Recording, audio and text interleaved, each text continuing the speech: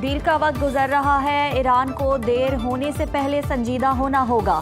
امریکی صدر کا ایران کی توانائی کی تنصیبات پر 10 روز کے لیے حملے روکنے کا اعلان۔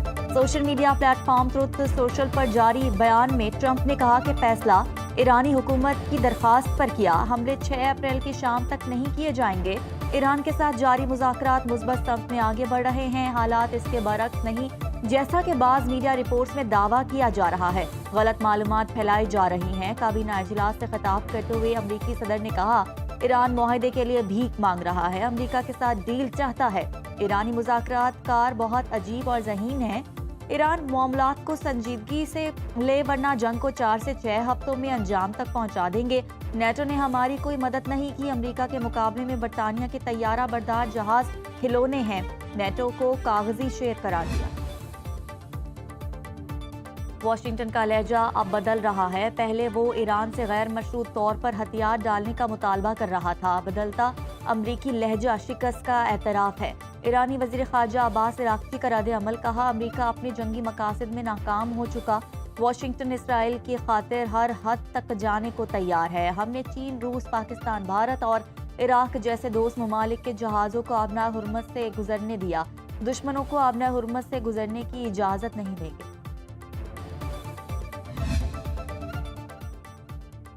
ایران کے ساتھ جنگ بندی میں پاکستان ثالث کا کردار ادا کر رہا ہے، امریکی صدر کے خصوصی مشیر کی تصدیق۔ کابینہ اجلاس کو بریفنگ دیتے ہوئے اسٹیو وٹکاف نے بتایا کہ امریکی خارجہ پالیسی ٹیم نے 15 نکاتی اہم تجاویز پاکستان کے ذریعے ایران کو پہنچائیں۔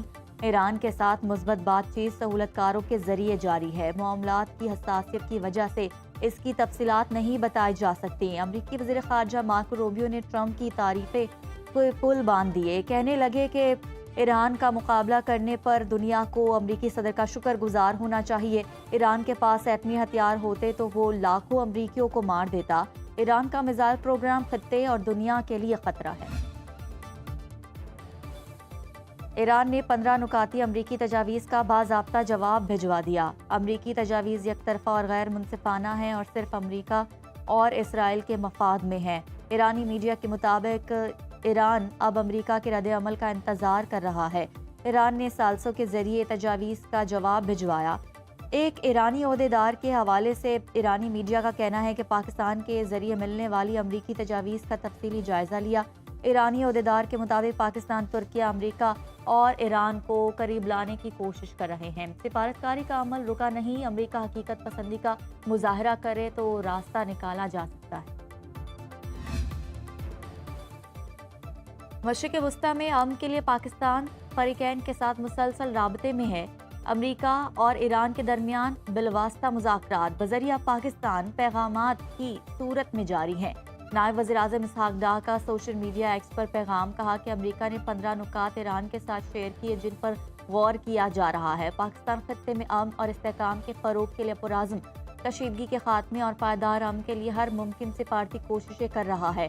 ترکیہ اور مصر سمیت برادر ممالک بھی معاونت کر رہے ہیں۔ ترجمان دفتر خارجہ طاہر حسین اندرابی نے کہا کہ وزیر اعظم شہباز شریف نے 2 ٹوک الفاظ میں مشرق وسطی میں امن کی کوششوں کی حمایت کی، پاکستان اپنی کوششیں جاری رکھے گا۔ پاسداران انقلاب کے حملوں کی 83ویں لہر کا آغاز، اسرائیل اور خطے میں اہم امریکی فوجی تنصیبات پر میزائل اور ڈرونز حملے۔ ایرانی میڈیا کے مطابق اسرائیلی بندرگاہ نے تیل کے سٹوریج ٹینک اور آئل ڈیپو تباہ کرنے کا دعویٰ، ایک فوجی چھاؤنی کو بھی نشانہ بنایا گیا۔ خطے میں الضفا اور العدیری میں امریکی فوجی اڈوں پر حملے، السالم ایئر بیس پر ٹرانسپورٹ ایئر کرافٹ کے ہینگرز بھی نشانہ بنے۔ پیٹریاٹ میزائل سسٹم کے شیخ عیسیٰ بیس پر ہینگر پر حملہ، اسرائیلی شہر حیفا اور دمونہ سمیت مقبوضہ علاقوں میں قائم یہودی بستیوں پر حملے، متعدد افراد زخمی، کئی عمارتیں تباہ، اسرائیل کے 70 سے زائد مقامات کو نشانہ بنایا گیا۔ امریکہ کی مشرق وسطی میں مزید 10,000 فوجی بھیجنے کی تیاری، امریکی اخبار دی وال اسٹریٹ جرنل کے مطابق امریکی محکمہ جنگ کا اس منصوبے پر غور جاری ہے۔ ممکنہ طور پر بری فوجی دستے اور بختر بند گاڑیاں شامل ہوں گی۔ اقدام صدر ٹرمپ کو مزید عسکری آپشنز فراہم کرنے کے لیے کیا جا رہا ہے۔ ماہرین کا کہنا ہے کہ فوجی کی تعیناتی ایران کے اسٹریٹجک مفادات خصوصاً خلیج فارس کے اہم علاقوں کو مد نظر رکھ کر کی جا رہی ہے۔ ابھی یہ واضح نہیں کہ اضافی فوج کہاں تعینات کی جائے گی۔ امریکہ کا یوکرین کے لیے مختص ہتھیاروں کو مشرقی وسطی منتقل کرنے پر غور۔ امریکی اخبار واشنگٹن پوسٹ کے مطابق نیٹو کی مالی معاونت سے خریدے گئے فضائی دفاعی میزائلوں کو دوبارہ تعینات کرنے کا امکان۔ یوکرین کی اہم دفاعی نظام تک رسائی متاثر ہو سکتی ہے۔ پینٹاگون کے ترجمان نے وضاحت کی، ہتھیار مشرق وسطی منتقل کرنے سے امریکی افواج اور اتحادی اور شراکت دار جنگ لڑنے کے لیے ضروری وسائل حاصل کر سکتے ہیں۔ ایران کے خلاف جنگ میں امریکہ کے 800 فوجی ہلاک، 5000 زخمی ہو چکے۔ ترجمان ایرانی فوج نے دعویٰ کیا کہ حملوں میں 1321 اسرائیلی فوجی مارے گئے، 17 امریکی اڈے تباہ ہوئے۔ امریکی فوج ہوٹلوں میں چھپنے پر مجبور۔ ایرانی فوج کے 4 مطالبات پورے ہونے تک امریکہ کو جانے نہیں دیں گے۔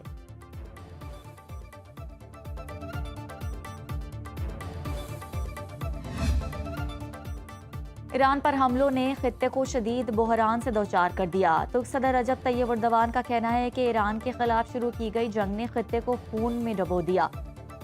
خطہ صدی کے سبب سے مشکل حالات سے گزر رہا ہے۔ یہ جنگ اسرائیل کی ہے، قیمت پوری انسانیت ادا کر رہی ہے۔ ایران میں ہر حملہ مشترکہ نقصان کا سبب بن رہا ہے۔ ترکیہ اپنے برادر ممالک کو مشکل وقت میں تنہا نہیں چھوڑے گا۔ پاکستان سٹاک مارکیٹ میں مندی کا رجحان، 100 انڈیکس میں 576 پوائنٹس کی کمی، انڈیکس 1,52,331 پوائنٹس پر آ گیا۔ ایشیائی سٹاک مارکیٹوں میں بھی گراوٹ، جنوبی کوریا کے گوسپی انڈیکس میں 3% کمی، MSCI انڈیکس 1.4% اور جاپانی سٹاک مارکیٹ کا نکے انڈیکس 1.3% گر گیا۔ برینٹ کروڈ آئل 1% سستا ہو کر $107.07 فی بیرل پر آ گیا۔ امریکی WTI $93.27 فی بیرل میں فروخت۔ وطن عزیز دنیا کا واحد ملک ہے جہاں بازار دوپہر کے بعد کھلتے اور نصف رات کے بعد بند ہوتے ہیں۔ وزیر دفاع خارجہ آصف کا کہنا ہے کہ کئی دفعہ ہر سطح پر یہ مسئلہ اٹھایا ہے، مگر تاجروں کی طاقت کے سامنے حکومتیں لاچار ہیں۔ خالق کائنات نے 12 مہینے سورج کی روشنی سے نوازا ہے، مگر ہم مصر ہیں کہ کاروبار رات کو بجلی کی روشنی میں کرنا ہے۔ بجلی چوری حق سمجھ کر کی جاتی ہے۔ بڑے شہروں میں مارکیٹوں کے نام بتائے جا سکتے ہیں جہاں رزق چوری کے بجلی سے کمایا جاتا ہے۔ جب گاہک ہوں گے تبھی دکانیں کھلیں گی، تاجر برادری کا وزیر دفاع خارجہ آصف کے بیان پر رد عمل۔ کہا کہ پاکستان میں عام طور پر لوگ دفاتر سے چھٹی کے بعد خریداری کرتے ہیں۔ جو کاروبار صبح کے اوقات میں چلتے ہیں وہ منہ اندھیرے ہی کھل جاتے ہیں۔ جہاں خریدار شام کو آتے ہیں وہ دکانیں دوپہر کو کھلتی ہیں۔ کاروبار پہلے ہی مندہ ہے۔ حکومتی وزراء حقائق کو سمجھے بغیر تاجروں کو تانے نہ دیں، اپنے پروٹوکول اور شاہ خرچیاں کم کریں۔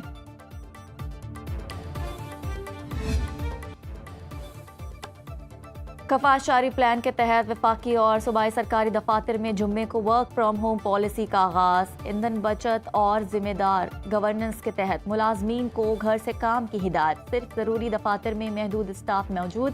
فیلڈ فارمیشنز اور منسلک اداروں کو بھی احکامات پر سختی سے عمل درآمد کی ہدایت کی گئی۔ خلاف ورزی کی صورت میں محکمانہ کارروائی کی جائے گی۔ خیبر پختونخوا کے بیشتر اضلاع میں بادلوں کے ڈیرے، چترال میں پارہ 1، دیر میں 6، مالم جبہ 12، پشاور میں 19 ڈگری ریکارڈ۔ بلوچستان کے مغربی اور جنوب مغربی علاقوں میں مطلع جزوی ابر آلود، کیش، گوادر، پنجگور، آوران اور چاغی میں بارش اور اعلیٰ باری کا امکان۔ کراچی میں مطلع جزوی ابر آلود، شہر کا کم سے کم درجہ حرارت 24 ڈگری ریکارڈ۔ محکمہ موسمیات کی 28 اور 29 مارچ کو گرج چمک کے ساتھ بارش اور تیز ہواؤں کی پیش گوئی۔